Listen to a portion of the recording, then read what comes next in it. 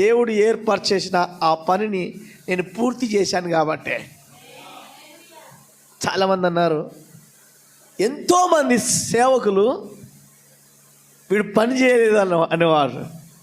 ఎంతోమంది సేవకులు వీడు పిరికివాడు అనేవారు.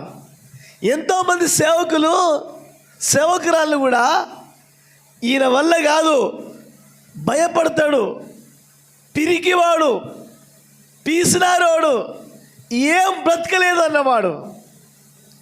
నేను పీసినారోనైతే ఇంతమంది పిల్లలు ఎలా భోజనం చేస్తారు?